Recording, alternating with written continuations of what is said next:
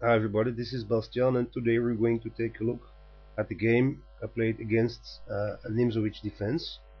So I'm playing white, e4, and we're seeing c6, the Nimzowitsch defense. Now, the Nimzowitsch doesn't actually prevent white from playing d4 because it's protected by the queen. So simply d4, taking control of the center. d5 in exchange. So I get a pawn out and black gets his queen out, but normally we would play knight to c3 to chase away the queen. However, this isn't possible for the moment because of the pressure on d4. Black has two pieces attacking it, and I have only one piece defending it. c3 still is playable, but gives away the advantage and is something called the Marshall Gambit, but this wasn't played here. A more logical continuation was played, knight to f3, adding an extra defender on d4. So black plays aggressively with queen e4 check. Now there are two ways of defending. Bishop to e3 seems reasonable, adding more protection to d4. Or bishop e2, getting ready to castle. Bishop e2 was played, and black now plays knight to b4, so we're seeing pressure on c2 as well now. So I defend with knight to a3, an unnatural looking move, and black continues to put pressure on c2 with bishop to f5. So now he's having three pieces attacking c2,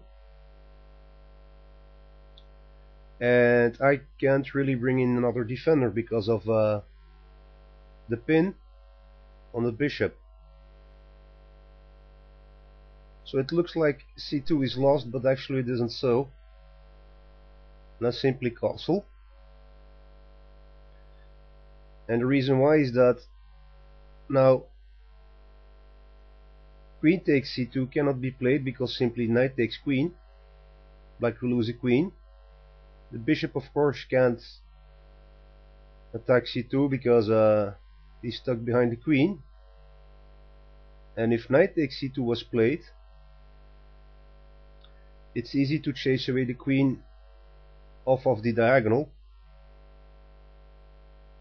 Knight to g5, knight being protected by the bishop, attacking the queen. Queen needs to move off of the diagonal, after which knight can take knight. So black's attack really isn't all that strong, so I castle. Black plays knight to f6, developing one more piece, and I play knight to g5 anyways, attacking the queen. So this queen at the moment is a target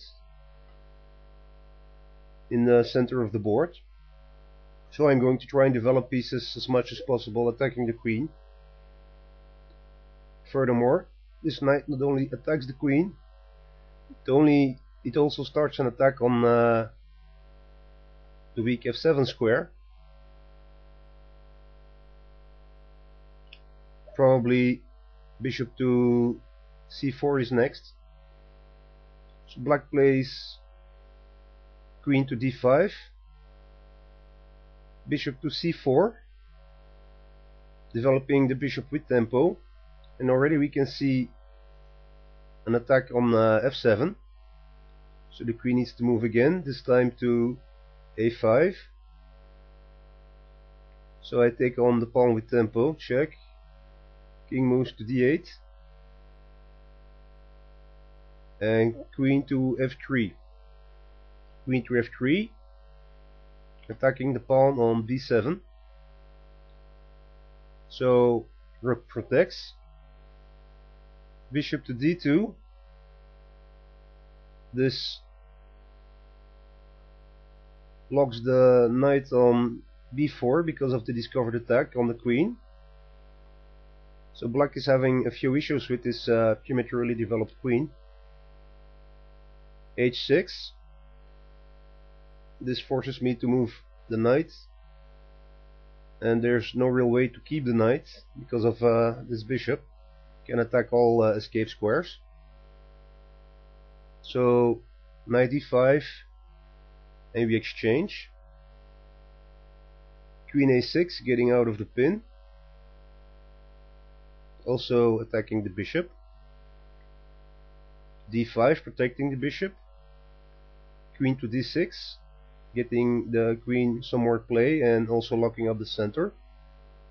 Knight to c4 attacking the queen. Keep in mind that there no longer is any protection on c2 because of that. Queen to c5. So it looks like I made a mistake because now black is having a double attack. Of course I can still play knight either to a3 or e3 to protect c2.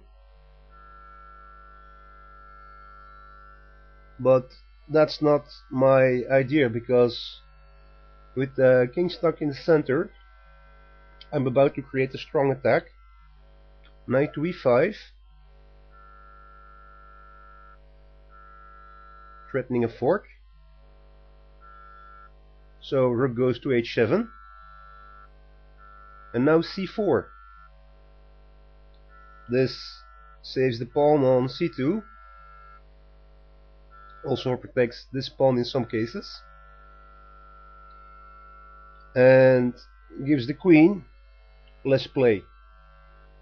But this does allow knight to c2, and knight c2 is played, attacking the rook.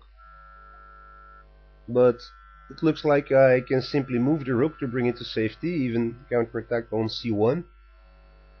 But I just continue with my attack instead.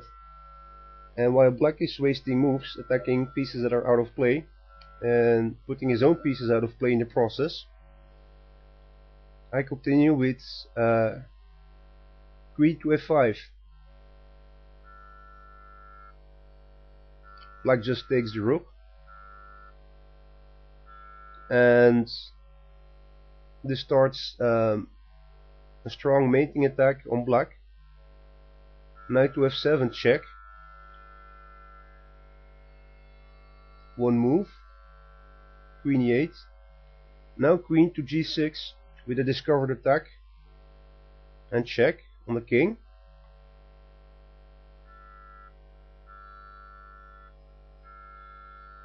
c6. Bishop f4, bringing the bishop into play, attacking the rook, but also allowing to play bishop to c7 to cut off the d8 square.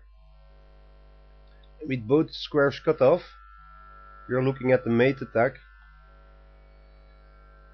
So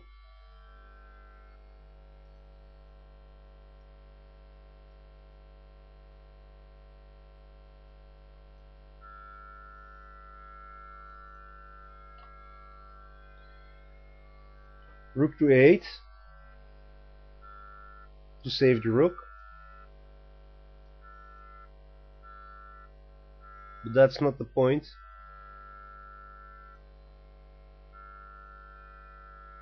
Bishop to c7, knight to c2, knight e5 checkmate was played. But it's interesting to note that after the 22nd move, bishop f4, if instead pawn takes pawn, which would allow protection from the queen on c7,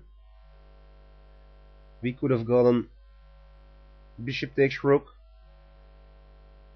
a6, knight e6 check, king d8 forced, queen e8 check, knight takes queen, and now knight to f7 checkmate, which would have been played if black had a better defense. Frankly, the idea of